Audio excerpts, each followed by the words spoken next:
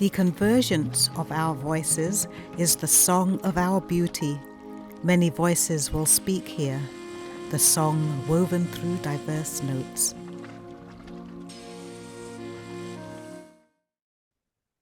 Hello and welcome to Crone Chronicles.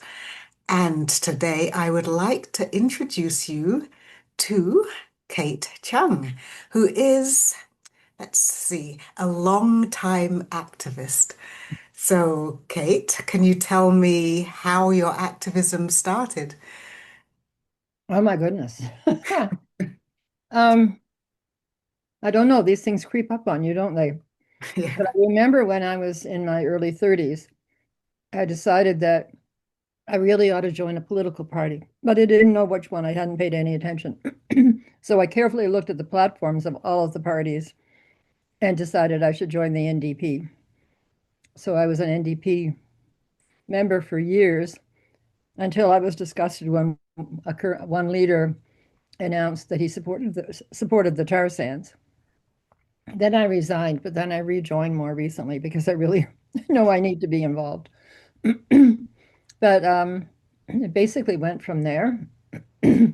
Later, I ended up working for the local welfare office, and I noticed that working there, either you became hard as nails and really mean, or you became radicalized and went to bat for the clients and for social change. And so I was one of those.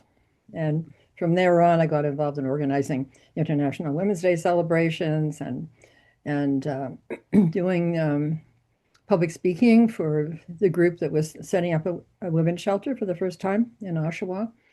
And it just went on and on from there, one thing after another, to including co-founding the Womynspirit Festival and and some other organizations like the Accessible Housing Network.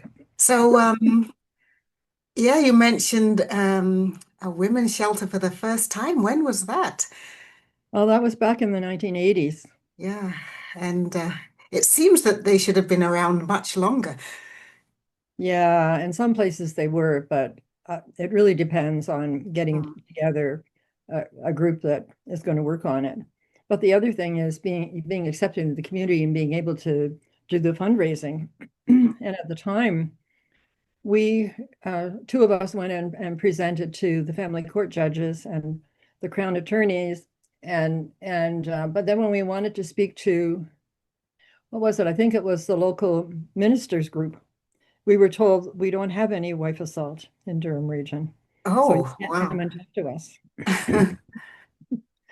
So it took a while to have the public recognize the problem. Hmm. So it took us a while to get there. Yeah, yeah. And you mentioned the Women's Spirit Festival. Mm. When did that start? I think our first year was probably 1992. Um, the year before that, um, a woman from the Unitarian community facilitated a week-long session on Weeks for the Queen of Heaven syllabus at Unicamp, the Unitarian camp.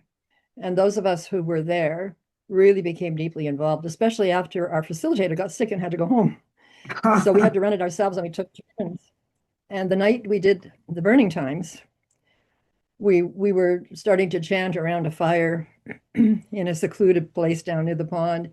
And we started hearing male voices imitating us and making fun of us all around the camp. They seemed to be coming from everywhere. But one of our number, who was more experienced at ritual than some of us, said, okay, we can drown them out. So we danced around the fire and we yelled everything negative we could think of about them. And then eventually it switched to positive chanting. And by the time we settled down, they were long gone. Yeah. We decided, well, if we can do this, we can have a festival. Why are women going down to the States for festivals? Why don't we do one in Ontario? So we actually did. The next year we started. And it's Yeah. still going with, new younger women running it. And tell us some of the highlights about the festival.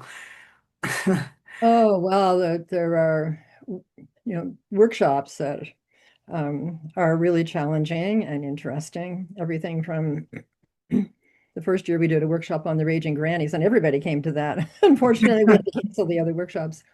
Um, but there are workshops on tarot, making your own tarot card, doing sand mandalas, um, various goddesses, yoga.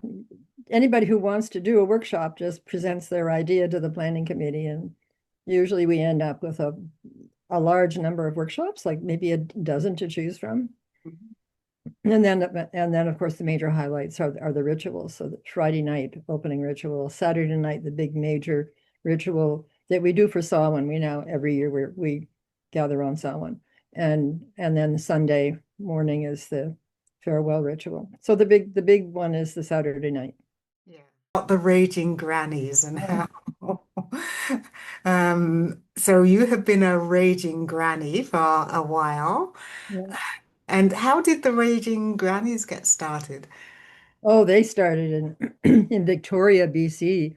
They there were women who were mainly members of the Canadian Voice of Women for Peace, and they found out that the U.S. warships coming into Esquimalt Harbor nearby had nuclear material on board. So they decided to protest, and they went out in canoes taking tea to the captain and announcing they were going to do a citizen's inspection. And they ended up calling themselves the Raging Grannies and went on from there. They were wonderful. They're still the most wonderful gaggle. Each group is called a gaggle. And they did a lot of street theater. So Yeah. one of the things they did was at that time they dressed up in hazard suits and went around to the mud puddles in downtown Victoria with a metronome that they pretended was a Geiger counter. And they announced to the public that there was, nuclear material in all the mud puddles in downtown Victoria. It's a way to get some publicity to the issue you're concerned about. And at Yeah. the time there was a debate about healthcare in the provincial legislature in Victoria, and they stationed themselves in groups up the staircase on all the landings, and then at a queue, the first group at the lowest landing started wailing. They had a real cry-in about healthcare. And after they'd been arrested and dragged away, the next group started up. And it went on until all the grannies from all the landings, all the way up the staircase, all their echoing cries were met with the police. So there are, So Granny spread across Canada. I think yeah. that might have been the second gaggle. And Uh, it's been going for, maybe 30 years. And yeah. popular grannies all over United States and Canada. Yeah. Oh, gaggle is such a great word. Yeah, And they try to and be unconventional, yeah, unprofessional, yeah. but writing new words to old tunes.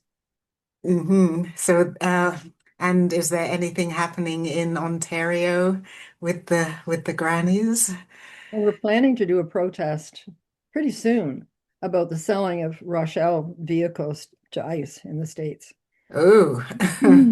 So that's coming. We're Yeah. gathering some ICE songs and preparing our plan. Of course, International Women's Day is coming, so we'll be singing to welcome people as they come to the rally it'll be Saturday the 7th. International Women's Day is actually the 8th of March. Yeah. And you have some other activities going on as well. Is it Grandparents Against Genocide? Yeah, we were wondering who we could even talk to because a few of us were very, very concerned about Gaza. And finally we decided, okay, we have to do something.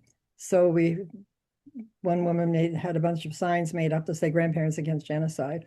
And now we stand on the street corner at Major Street at St. Clair and Avenue Road in Toronto every Monday at 3 o'clock with our signs saying Grandparents Against Genocide. Or some people make a sign that says, like great aunties against genocide, grandchildren against genocide. Depends on who you are. And we got vilified by the Zionists coming by, really, really quite nasty. And we get all kinds of thanks from people from the Middle East. One young man came running up and gave every one of us a hug. Oh, My mother took her two little girls and went and bought coffee for all of us at a nearby coffee shop. We get lots of honks and waves of people going by. So this is right around rush hour. yeah. So we feel if all we're doing is showing that we're giving support to people that we can't reach.